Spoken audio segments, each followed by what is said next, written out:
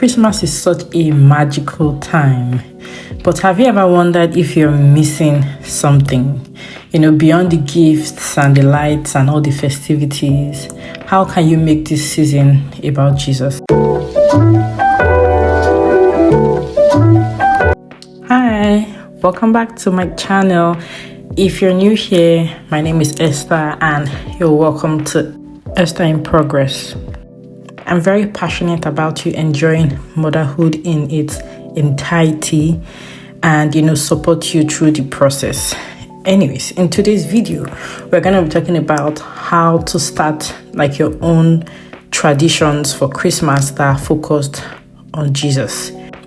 While you are listening to this, I and my kids are making some Christmas cookies. I found these amazing, easy to bake recipes on TikTok, and we decided to try them to fill our, Christmas cookie tin. It was fun. Treasuring God in our traditions and our celebrations reminds us that Christmas should center on treasuring and exalting Christ as the ultimate gift of God to humanity.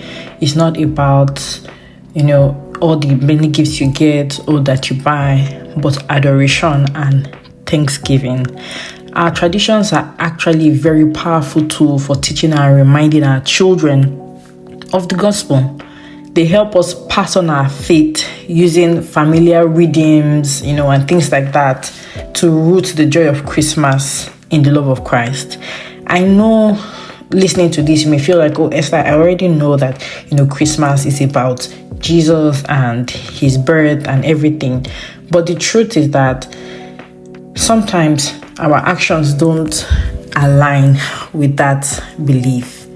And I'm putting this out there so that this year we can do it with a lot more intentionality and create the entire, thing we want to see at the end of the day. That leads me to the first point I'll be giving you, and that's for you to find your why. You need to ask yourself, what do I want my family to remember about Christmas? How do I want them to experience Jesus during this season? When your why is clear, your traditions will reflect it. So you can write this down, write down your why and share it with your family. For instance, we celebrate Christmas to remember and worship Jesus, the greatest gift. If this wasn't your upbringing, maybe you didn't grow up in a Christian home or practicing these things, know that it's never too late for you to start. You can be one to establish a Christmas-centered legacy for your family.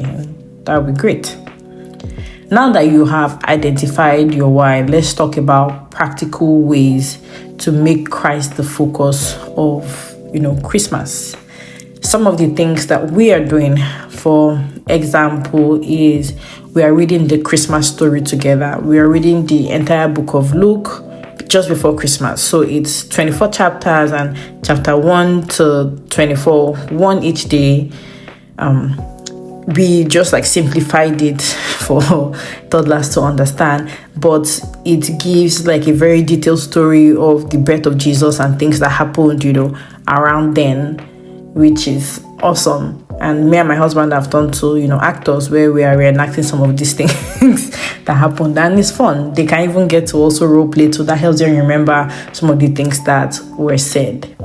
Anyways, another thing we are doing is we are playing Christmas hymns, not necessarily just random carols or Christmas songs, but Christmas hymns and songs that emphasize what happened during Christmas and help deepen our love and worship of God.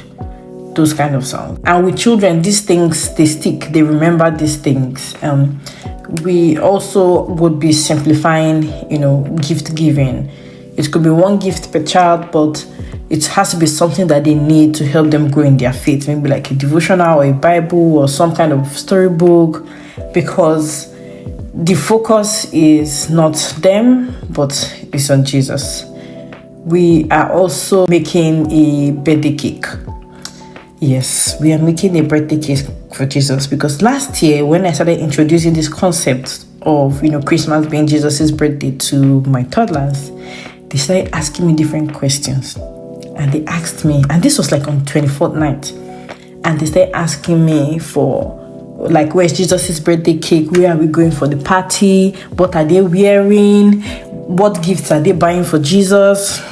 My dear, my brothers and sisters, that is how on the 24th night by 10 p.m. I entered the kitchen and started baking a cake. So this year I've, put it down as one of the things I'll be doing, for them to sing happy birthday to Jesus. Yes, just for them to have, it in mind that it's about Jesus's birthday.